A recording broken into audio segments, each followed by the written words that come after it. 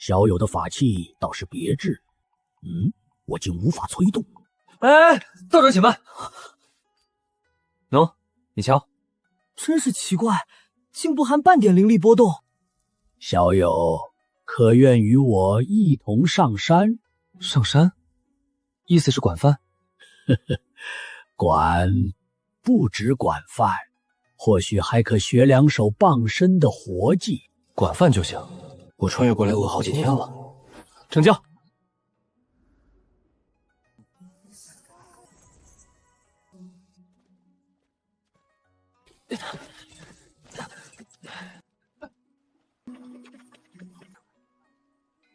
取水。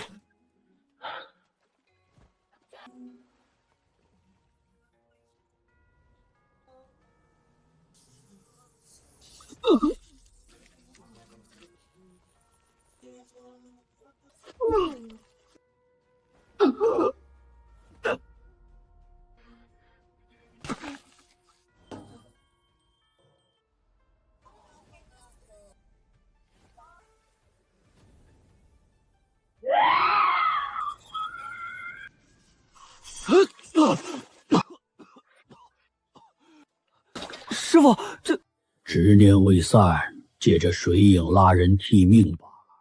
伤着没？刚刚那是什么东西？水魅而已。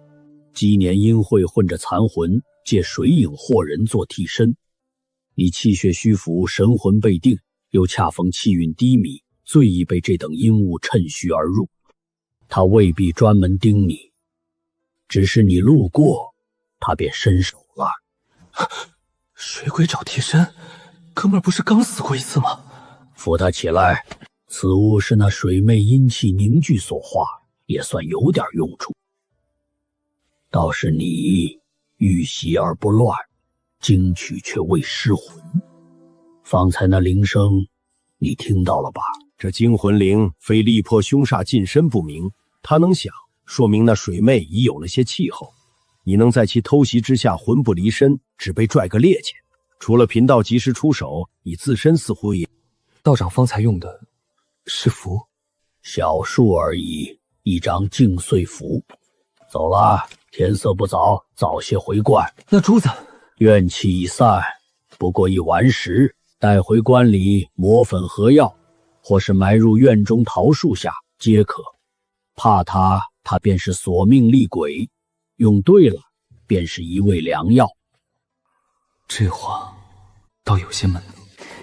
别担心，师傅他老人家道法通玄，山里头偶尔有些不干净的东西，但咱们观里头可干净着嘞。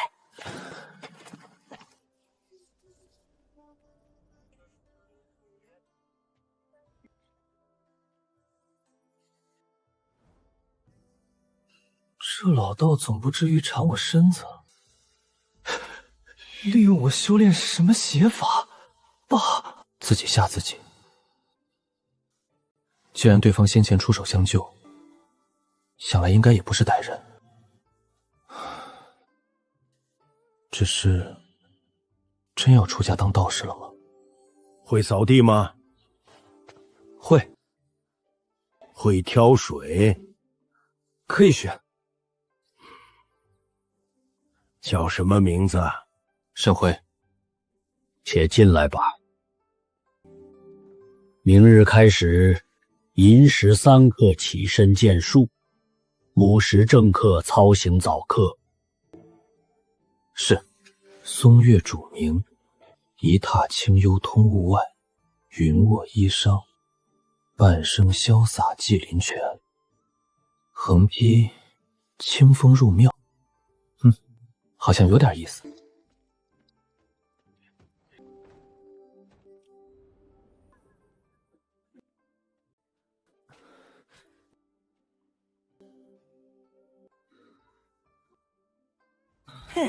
这边，这边，那是三清殿，早课晚课都在前头院里做，有时也在店里，师傅讲经也在那儿。这儿是东院，咱们住的地儿在那边。我道号青石，俗家姓王，单名一个石字，师傅给起的，说着我这人，实诚。那儿是茅房，这是水槽，平日洗漱、洗衣都用这里的水。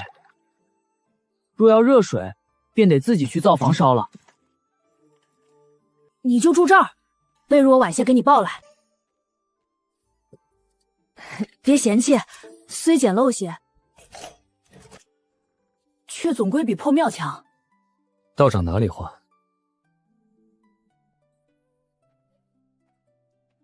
此处较之破庙，也是好上许多了。明日早课，记得是寅时3刻起身。师傅最厌人迟。那个，你知道寅时3刻是几时吧？看你打扮虽是怪异，怎的连时辰也……算了，我明日卯时，就是天蒙蒙亮那会儿，我来叫你，你可别睡太死了。还有一事，早课莫要穿得太厚实，店里虽不那么暖和，但穿厚了容易犯困。师傅眼尖着呢。寅时3刻，大约是凌晨3点45，在这没有师表的地方，只能依赖他叫醒。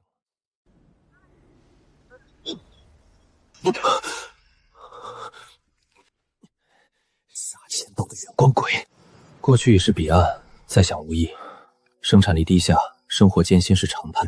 凝杠炼煞的金丹真人，修仙问道，长生久世，超乎常理的力量。这世道似乎也没那么糟，这或许是我唯一能改变处境的机会。青石道长说要拿被褥，怕是忙忘了。沈师弟，你一夜未睡？睡过了，刚醒。那便好，随我来吧，莫让师傅久等。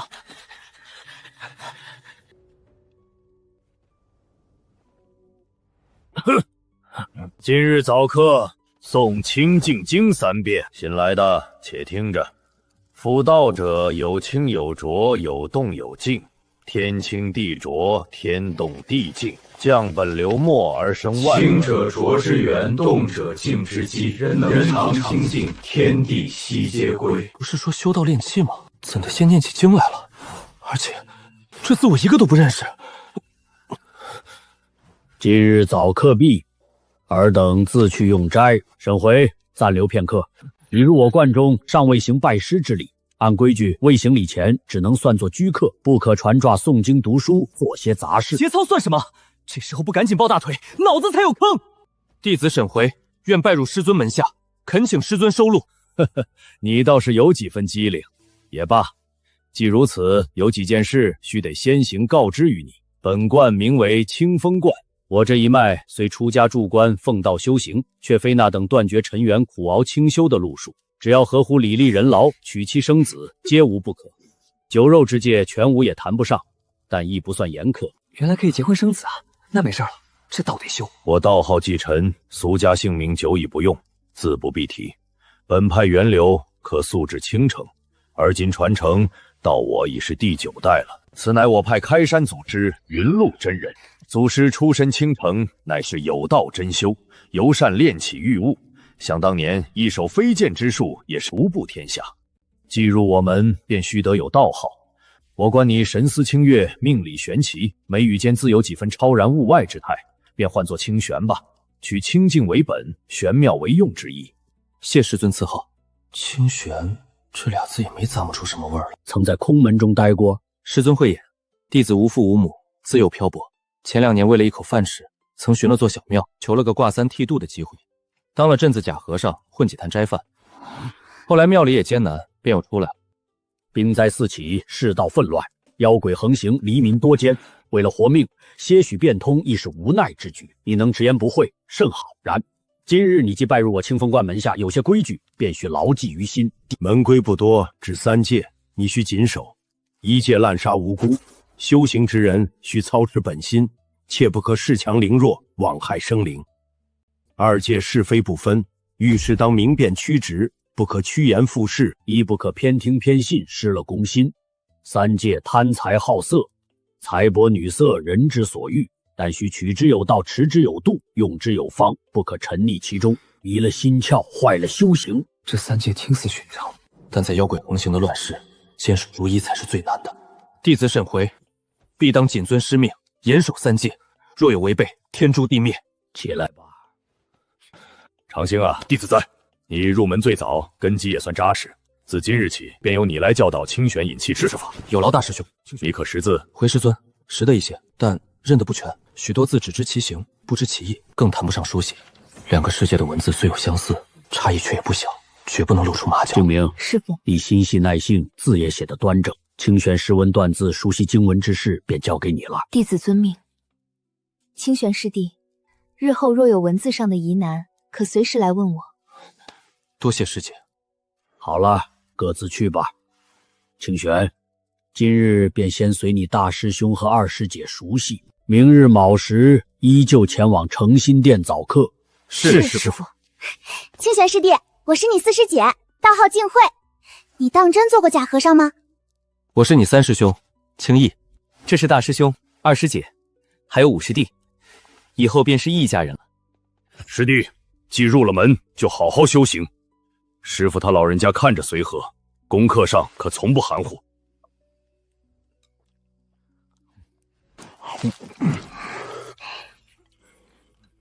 简单但管饱，正好摸摸这些同门的底细。大师兄李长兴，沉稳可靠，是个说一不二的踏实性子。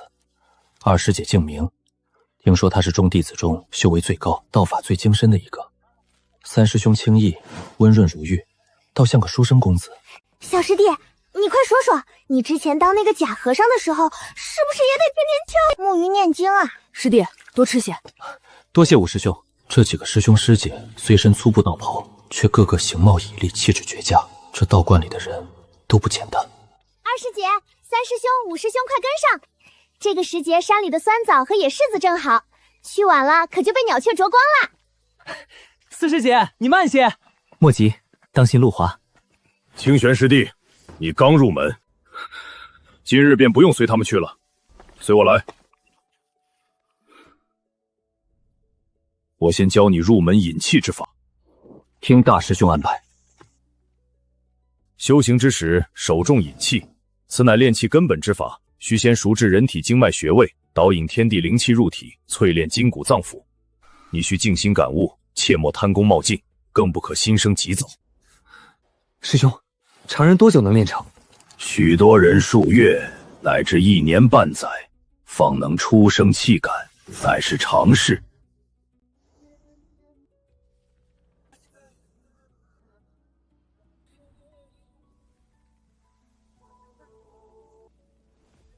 这玩意儿比分级所还要抽象晦涩，这就是我以后安身立命的本钱。不必死记硬背，盘腿坐好，我教你，放松身体，并不除杂念。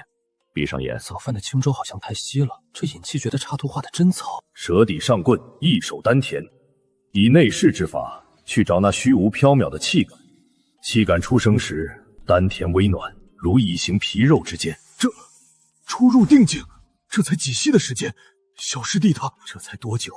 连一炷香的时间都不到。寻常弟子光是摒除杂念，就要10天半月。我当初也花了将近半月才摸到门槛。师父这次还真是捡到宝了。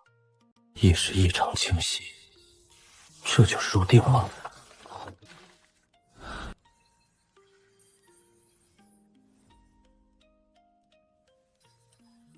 内视就是这个样子的，像是个属性命盘。不对劲，这东西透着股怪异。清玄师弟，怎么出来了？可是遇到了什么阻碍？气感寻不着，还是经脉有滞塞？别急，慢慢说，初练都是如此。我不急，至少没有你急。大师兄，方才入定后，我依照师兄所言尝试内视，可是这内视所见景象，不知该是何等模样？内视之初，所见无非自身经络图像，乃是以心神观想勾勒而成。何处为丹田，何处为经脉节点？气感游走时，心神所处之处，当有微光或暖流示意。修为渐深，内视方能越发清晰细微，乃至可观脏腑之气、骨髓之火。哦，原来如此，是观想经络之图。那敢问师兄，这所有人内视所见，都是一般模样吗？自然是大同小异。人身经络穴位乃天地造化所定，虽有些微差异，根本度景岂会不同？难不成还能看出朵花来？不过师弟你也莫要多虑，初次内视模糊不清乃是常事，你能如此快入定，已是万中无一的良才。假以时日，定能清晰观想。切忌戒骄戒躁，稳固心境才是根本。是，师弟明白了。不一样，完全不一样。我看到的不是经络图，而是一个界面。大师兄，我想再试试。好，好，静心为之，不必强求时间长短。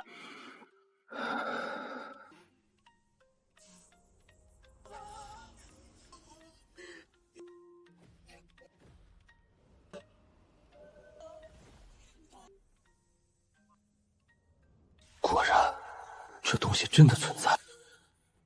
道行可分配，不是从外界吸纳的冰凉灵气，而是凭空从体内涌出的力量。消耗航道就能直接提升境界，这两个毫无反应。看来目前只能提升境界，又增加了一点。只要我入定吸取灵气，行航就会自动增加。原来这就是我的底牌，这孤儿开局的苦总算没白吃，压箱底的本钱终于到账了。停在5不动了。看来这就是当前阶段单次蓄能的极限。师兄师姐，哎呀，行了行了，清玄师弟，你可真能做！从晌午到现在，足足5个时辰，一动也不动。5个时辰，何止是能做？寻常弟子初次入定，能坚持一盏茶功夫已是难得。师弟你5个时辰纹丝不动，不惜其简直是百年一遇的奇才。哪里，师兄师姐过誉了。师弟无需过谦，初入定便能如此深久，且周身气数隐有浑然天成之势，毫无致死。此等心性资质，确是命里玄奇。对，命里玄奇。二师姐，您方才说我命里玄奇，这话却是从何说起？我随师父学过些望气相面之术，从你面相12宫气色流转来看，本应是福薄缘浅之人，眉宇间隐有黑气潺潺，如早年孤苦，且有短促横腰之象。短促横腰，我穿越前可不就是横死吗？然而古怪之处在于，此等凶相之下，却有一些隐晦仔细潜藏，似枯木逢春，绝处逢生。更兼如今你神丸气足，眸光清正，那预示凶兆的气色已淡去大半，反倒透出几分难以测度的变数。此等矛盾纠结，否极泰来之象，岂非奇，岂非玄？怪不得师父他老人家要收我入门，怪不得要给我起个清玄的。好了，相面之事玄之又玄，不可尽信，亦不可执着。清玄师弟初次修行便有如此进程，乃是我清风观之福。天色已晚，还是先用晚饭吧。小师弟，拿着。这是后山摘的野果，藤条枝芽都有些年份了，沾了点灵气，勉强算是灵果吧。虽比不上真正的灵药，但常食也能滋养气血，有助于聚气纳灵。我们想着你刚入门，正好补补。有助于聚气纳灵。好吃，多谢诸位师兄师姐。清玄师弟，今日天色已晚，但习字之事不宜耽搁过久，你且随我来，我先教你识些基础字句，往后也好自行翻阅经卷。这大晚上的还要补课，能是正经补课吗？有劳师姐。坐。修行之人不通文墨，便难解经义，更易滋生心魔。我先教你执笔认字。本朝通行文字，你须得从头学起。有些字与我记忆中颇为相似，只是笔画略有调整，但这黄字构造却完全陌生，颇为古奥。师姐，这个雨字为何中间这一横要写得这般长？此字取乌羽之形，横长以示栋梁。文字之形，往往取象万物，暗合道理。写字时知其所以然，方能形神兼备。这方世界的文字学起来倒也有趣，仿佛在解读另一种密码。是后山的狸猫，有时会来讨食，不必理会。我们继续。写字需心静手稳气匀，杂念一起，笔锋变乱。师姐这气度，怪不得师父要让他来教我。亥时末了，今日便到此吧。师姐辛苦。你学得很快，记性也好，许多字教一遍便能记住写法，解其一时也常有独到见解。往后早膳过后你可常来，那时天光正好，时间也充裕。是，多谢师姐。这定是青石师兄终于想起了这茬。下午退出入定时，道行还是5，此刻竟变成了6，是这几个时辰的自然累积，还是那颗灵果的功效？吸纳不了了，看来今日的积累容量已到极限。照这个速度，靠日常打坐填满剩余的进度太慢了。果然有效，但这果子提供的点数有限，全部分配。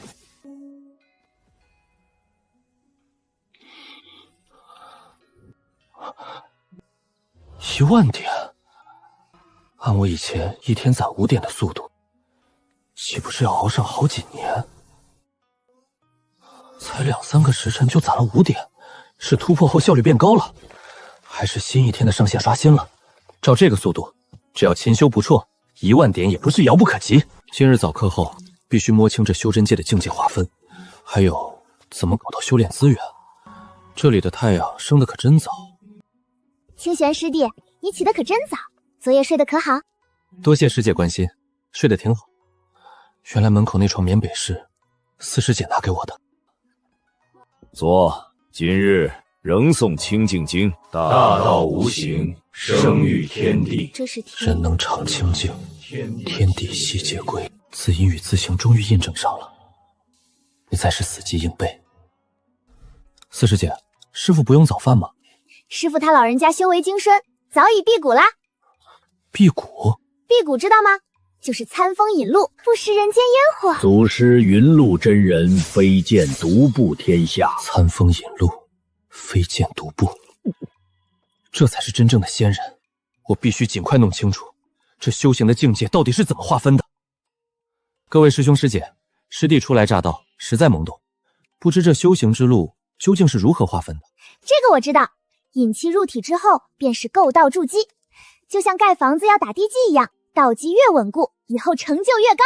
筑道基便是将引入体内的灵气不断凝练，于丹田处铸就修行之根本。此关最重水磨功夫与心性打磨。那这之后呢？清玄师弟既问，我便与你说说。修行之路浩瀚漫长，各家各派说法会有细微差别，但大体而言，主要分为4个大境界。由下而上乃是引气入体、构道筑基、凝商炼煞、龙虎交汇，对应世俗话本小说里常说的炼气、筑基、金丹、元婴。那元婴之后呢？便没有了吗？元婴之境，元神显化，宛若再造，已是一派开山祖师般的人物，逍遥世间。师弟切莫好高骛远，踏实走好脚下每一步方是正理。是。那师父他老人家如今是哪个境界？师父天纵之资，又修行2甲子有余，如今道基已然大成，只到机缘一致，便可凝练罡煞，成就金丹。我原以为能随手打灭水妹，一眼看出我命里玄气的师父，怎么也该是个金丹顺治元婴大佬，结果只是个筑基大圆满。清玄师弟，万不可轻视师父修为，修行之难，宛如登天。引气入体是叩开道途之门，100人之中有将近1半要在此门之前终生打转，筑基一关更是拦下了不知多少俊才。我而立之年得遇师父，蒙恩收录，至今修行已50余载，日夜不堕，也才刚刚触及炼气后期，尚不知有无希望筑基。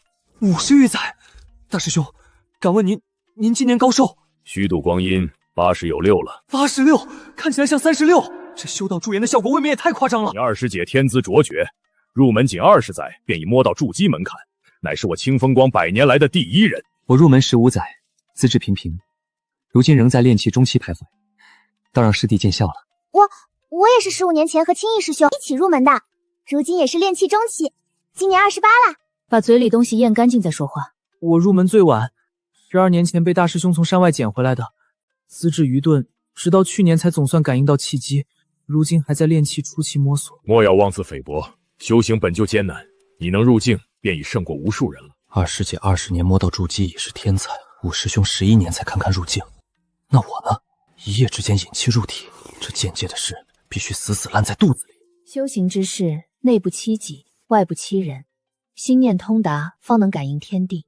清玄师弟，你已入道了吧？师姐竟然看出来了。方才在善堂为何不说？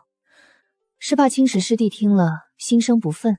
他若连这消息都听不得，心生怨妒，亦或自惭形秽，那便是这12年的山中清修都修到旁处去了，不如早些下山。师姐此言差矣，你我虽皆为修道之人，但终究不过是浊骨凡胎，谁又能全无比较之心？青石师兄为人敦厚勤恳，也许不会做此想，但纵使这般想了，也不过人之常情。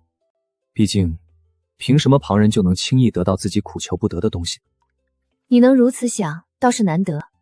不过你能入道，全靠自己苦修，自是问心无愧。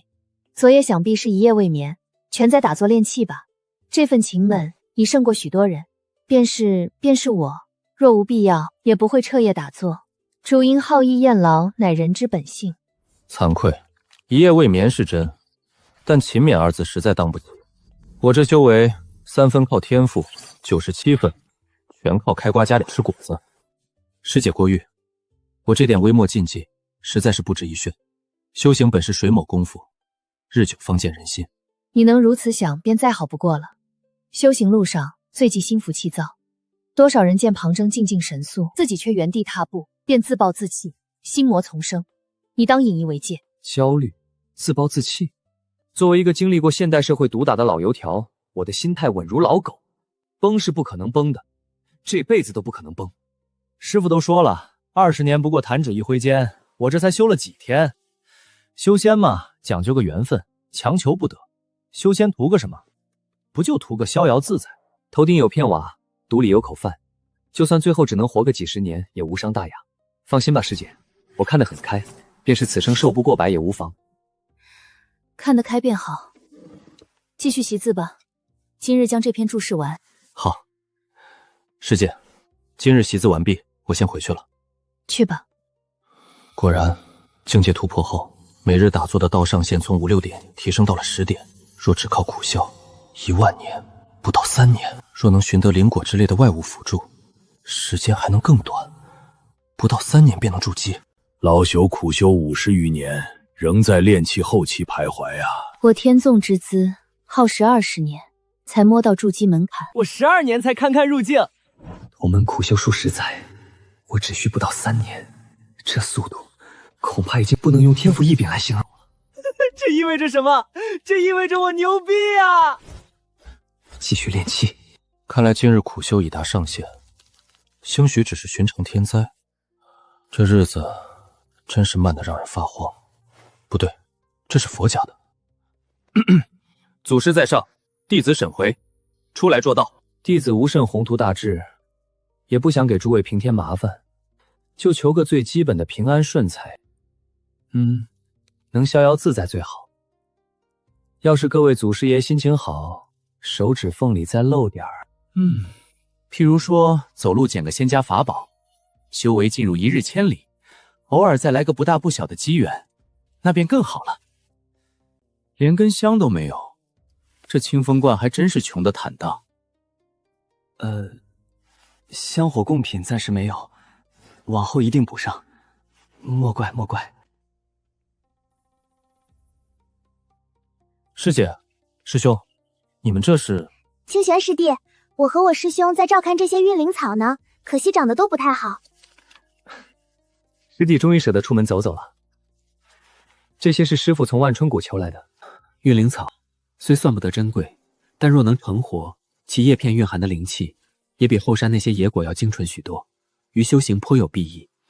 只是它们有些娇贵，我与师妹正在琢磨。为何这几株总是病怏怏的？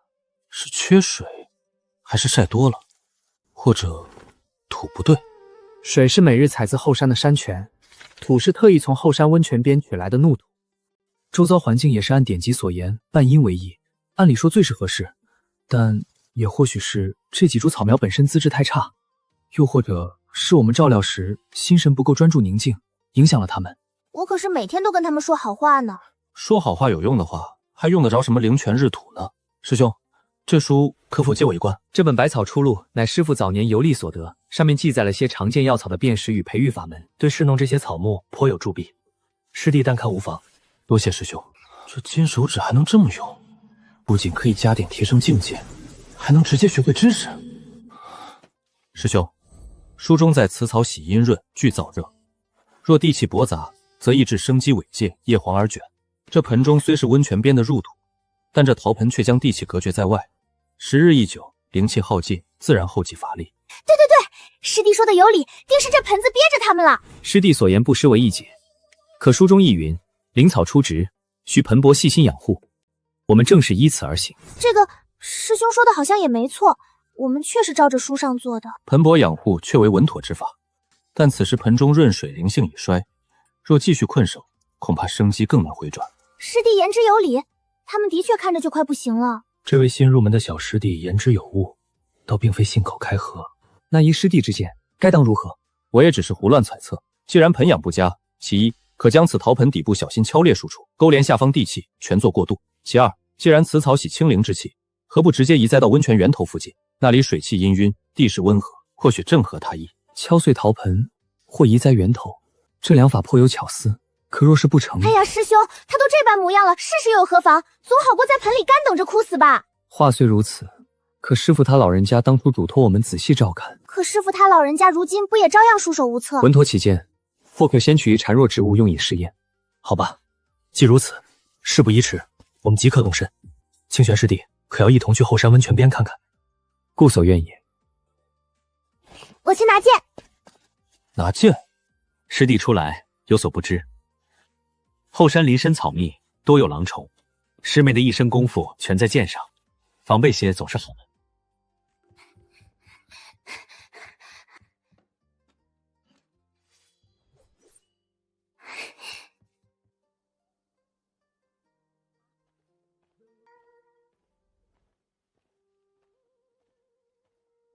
到了，便是此处。源头在潭底石缝中，水中灵气比寻常地方浓郁些。不知那一束野栀子熟了没有？水温不冷不烫，恰到好处。修行不易，切莫自误。师兄，方才那是妖怪？算不上真正的妖怪，只是活的年头久了，无意中得了些天地造化，懵懂间能粗浅的吸纳日月精华，比寻常虎兽更通几分灵性罢了。我得确认一下这个世界的战斗力基准。那他厉害吗？山中猛兽开了灵智，总比只知嗜血搏杀的畜生要知进退些。看起来不过是一头刚摸到点修行边的大猫，他刚才真敢扑将过来，我一剑就能给他捅个对穿。我去瞧瞧那束野柿子熟了没，去去就回。由他去吧，这附近他熟，我们抓紧将草种下。好了，接下来须得稍作布置，遮掩一番，免得被山中鸟兽当成零嘴给啄了去。师弟若觉无聊，可在附近随意走走，只是莫要走远。或者这温泉水质特殊，泡上一泡，于舒缓筋骨也有些抚触。上辈子当个社畜，温泉旅游是从未体验过的奢侈，这辈子穿越过来，更是连热水澡都还没洗上一次。而且师兄说这水有灵气，或许对修炼也有助益。师兄，那我过去泡会儿。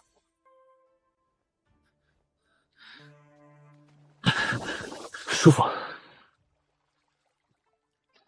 呸！差点忘了，万一硫磺超标呢？照这个势头，在这里泡上几个时辰，或许真能额外凝聚出一点点道行点数。潭水源头在潭底一处石缝，石缝源头，该不会藏着什么天才地宝吧？小说里不都这么想？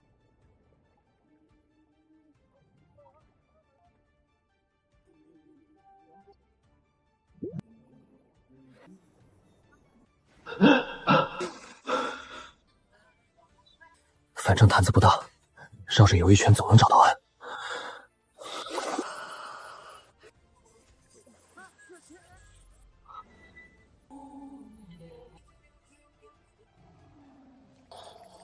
药丸，艮筋素炼，其性自刚，名副无间，锐意难藏。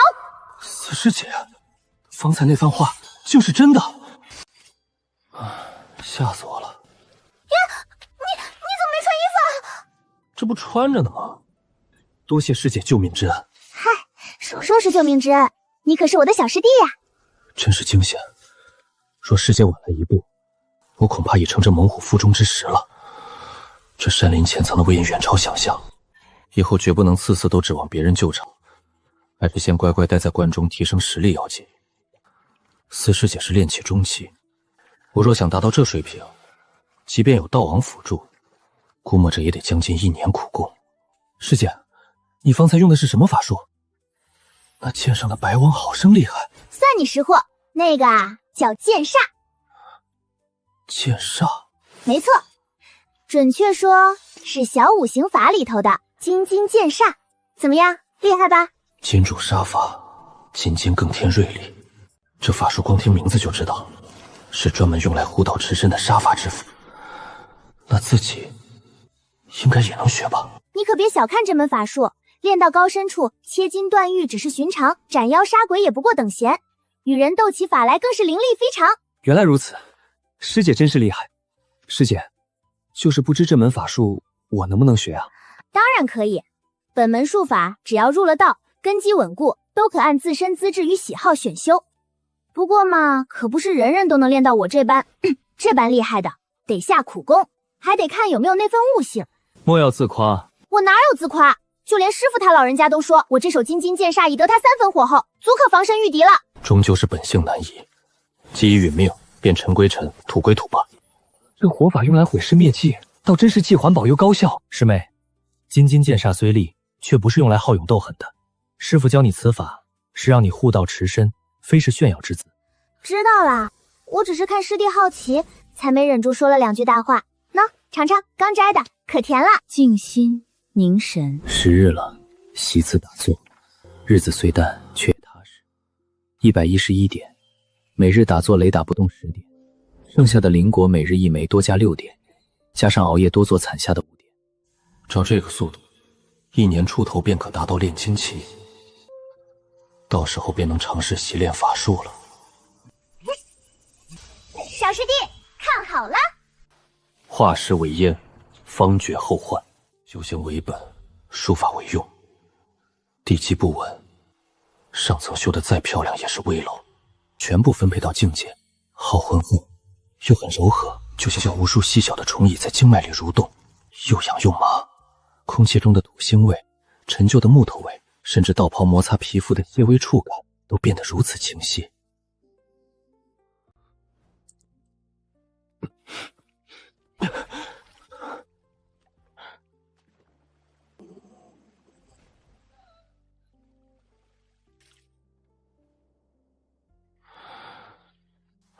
短短数日，总算像个人样了。师兄师姐，小师弟，你今天怎么看起来怪怪的？小师弟，你莫不是已经入道了？看来我发毛洗髓的变化太过明显，瞒不过这群修行多年的眼睛。侥幸入道了。哇，这么快？倒也算不得快。我听说二师姐当初只用了5天便已入道。师弟这几日闭门不出，整日打坐练气，修为精进，难道不应是理所应当的事吗？真是厉害！我当初可是花了整整11年的时间才……好小子，果然是个修炼奇才，师傅这次果真是捡到宝了。怎么小师弟碗里有肉糜？那是四师姐特意加的，说小师弟刚入山门，瘦得跟竹竿似的，何该补补身子。哼，就你多嘴。清玄留下，浊气尽去，清气渐生，看来确已入道了。弟子侥幸。修行一道可没什么侥幸可言，入门半月便有此进程，资质确实上佳。既然入了道，想学什么法术？弟子刚入山门，见识短浅，不知关中都有哪些法脉。我清风观虽不是大门大派，但历代祖师皆是有道真修。当下门中有飞剑、小五行、望气、仗剑、伏法杂传以及鹤蛇身法。你想学哪种？弟子愚钝，不知这些法术各自有何效用。飞剑之术乃我清风观看家本领，开派祖师云路真人传下来的清风入庙真解。不过这需筑了道基才能修，你现在够不着。至于小五行法，是第2代观主传下的玄门正法，修到高深处威力绝伦。你几位师兄师姐所修多由此化出。望气术亦是2代祖师传下，能观风水气运，便雕气清浊。此法对天赋要求颇高，如今关中也就你2师姐学会了，旁人摸索多年仍摸不着门道。而仗剑之术是第5代观主在思过崖上悟出的技艺，说穿了就是些劈砍刺撩，无甚神意。可若真动起手来，却也是离他不得。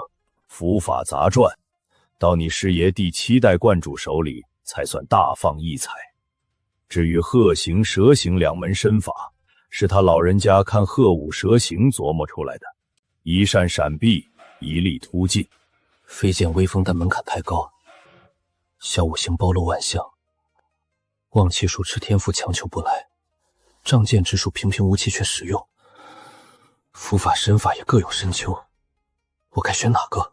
师父，不知您老可有何建议？你初入道途，当以一门护道持身的法术为主，若学小五行法中的金金剑煞，需配仗剑之术；若学其他4行，需学身法傍身。至于飞剑之术，那是筑基之后的事，眼下不必念记。弟子明白。